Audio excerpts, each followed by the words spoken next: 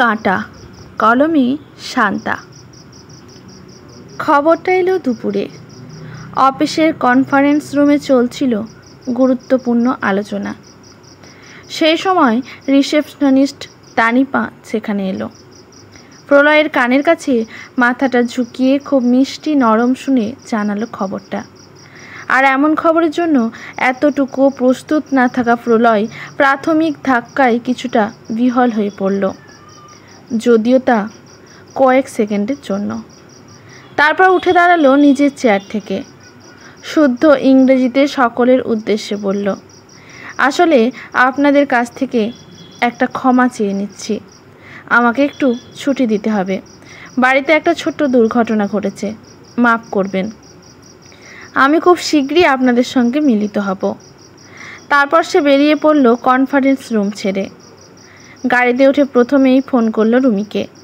রুমি যেন ওর ফোনের অপেক্ষাতেই ছিল, কিন্তু তাকে কোনো কথা বলার সুযোগ না দিয়ে প্রলয় বলে ওঠেন, আমি এখন রাসবিহারী, তাড়াতাড়ি তৈরি হয়ে নাও।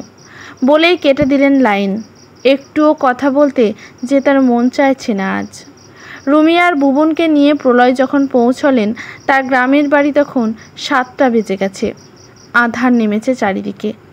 তাদের বাড়ির সামনে অনেক মানুষের জটলা, কিন্তু 3 জনকে দেখেই সে জটলার সব গুঞ্জন একদম থেমে গেল এবং সবাই সরে দাঁড়ালো পাশে। প্রলয়রা বাড়ির ভিতরে পা রাখলেন। তাকে দেখে ছুটে এলো তার ছোট্ট ভাই নিলয়। হাত বাড়িয়ে দিলেন প্রলয়। ভাইকে টেনে নিলেন কাছে। নিলয় দাদার কাঁধে মাথা রেখে ডুকরে উঠল। হঠাৎ হয়ে গেল দাদা, কিচ্ছু বুঝতে পারিনি। প্রলয় অতি কষ্টে নিজেকে সম্বরণ করে সামনে তাকিয়ে দেখলেন মা শুয়ে আছেন তার বিছানাতে, ঠিক যেন ঘুমিয়ে আছেন। আস্তে আস্তে মায়ের কাছে গেলেন প্রলয়। হাতটা বুলিয়ে দিলেন মাথাতে। 2 চোখ ঝাপসা হয়ে গেল। চোখের চশমার কাঁচ উঠল ভিজে। আর ঠিক তখনই শুনতে পেলেন এক চাপা গলার আওয়াজ, তুমি আমাকে কিচ্ছু জানালে না কেন ঠামি? কালও তো কিছু বলনি। প্রলয় তাকিয়ে দেখলেন বুবন হাঁটু মুড়ে বসে ঠামির বুকের কাছে মাথা রেখে আপন মনে বলছে কথাগুলো। প্রলয় ভাইকে ছেড়ে নিচু হয়ে মেয়ের ছোট্ট ছোট্ট চুলের মধ্যে আঙুল চালিয়ে দিলেন। বুবন ওর মায়ের প্রতিচ্ছবি।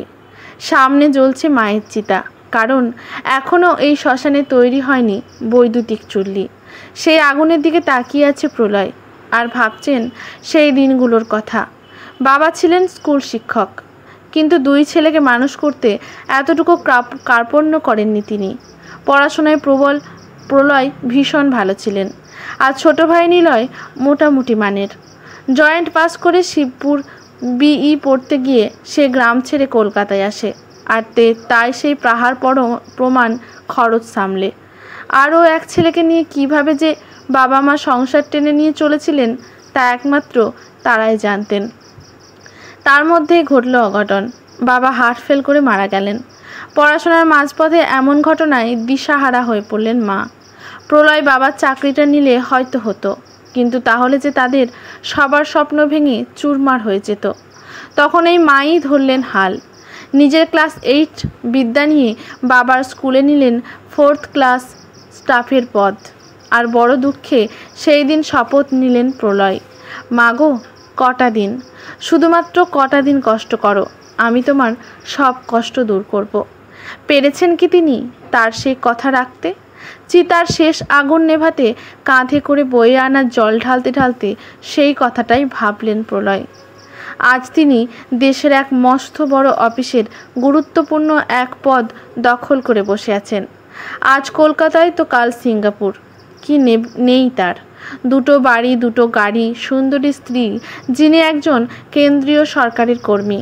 ফুলের মতো টাটকা ঝকঝকে এক স্মার্ট মেয়ে বুবন, সফল জীবনের প্রতিচ্ছবি। তা বলে কি তিনি মা ভাইকে অবহেলা করেছেন? না, সে কথাও কাউকে বলবে না। মাকে চাকরি থেকে সরিয়ে এনেছেন, মাও হাঁপ ছেড়ে বেঁচেছেন। ভাইকে ব্যবসাতে দাঁড় করিয়েছেন। মা তার সাথে থাকে বলে মায়ের নাম করে মাসে মাসে টাকা পাঠিয়েছেন। টাকার অঙ্কে সেটা নেহাত কম নয়। এর থেকে বেশি আর কি করবেন তিনি? মায়ের দাহ শেষ করার সবার সাথে বাড়িতে যখন ঢুকলেন প্রলয়, তখন তার মনে হলো বহুদিন তার আসা হয়নি এই বাড়িটাতে ভাই বেশ আধুনিক করে সাজিয়েছে। হারিয়ে গেছে বাবার ছোঁয়া, মায়ের স্নেহ। শেষ যেবার এসেছিলেন তখন সদরেই লোহার গেটটা ছিল না, কাঠের সদর দরজা ছিল, আর সেই দরজা ধরে দাঁড়িয়েছিলেন তার মা। পেটের মধ্যেটা যেন গুলিয়ে উঠল তার। হুড়হুড় করে উগড়ে দিলেন সকালের স্যান্ডউইচের টুকরো। মায়ের কাজকর্ম মিটতে প্রায় দিন 15 গেল।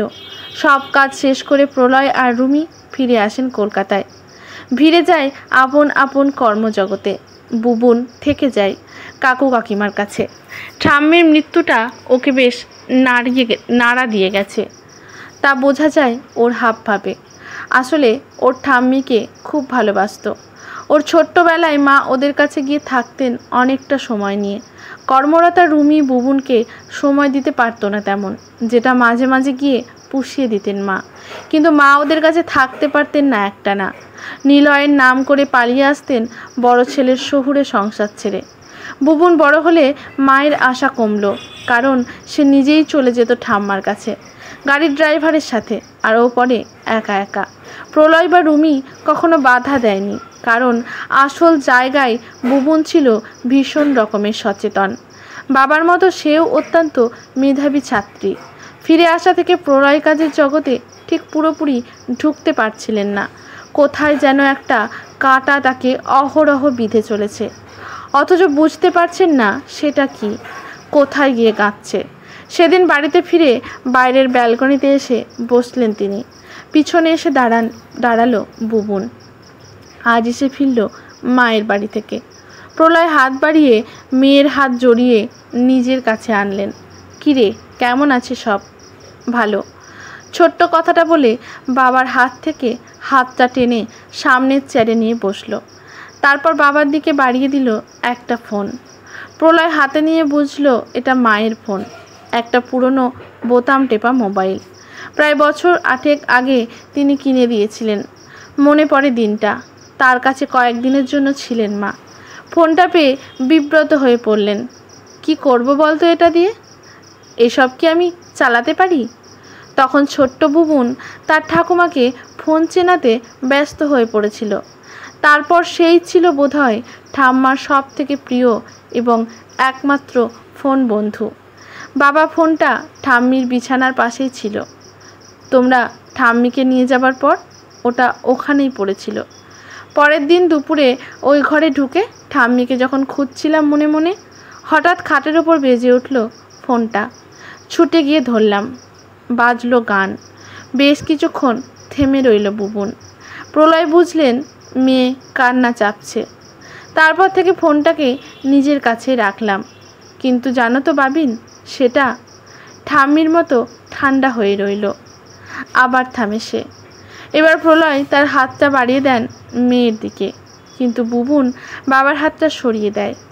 ঠান্ডা স্বরে বলে, জানো বাবিন, মারা যাবার আগে রাতে ঠাম্মি আমায় কি বলেছিল তোর বাবিন আজ অনেক বড় হয়ে গেছে রে দিদি। তার নাগাল আমি আর পাইনি।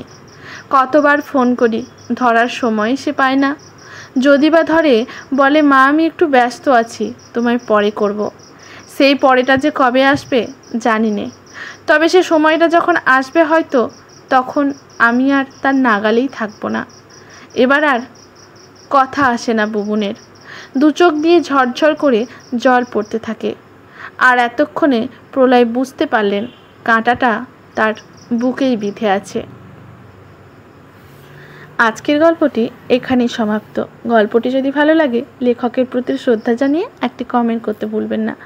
লাইক শেয়ার করে পাশে থাকবেন। ইউটিউব থেকে দেখলে চ্যানেলটি সাবস্ক্রাইব করে বেল নোটিফিকেশনটি অল করে দেবেন।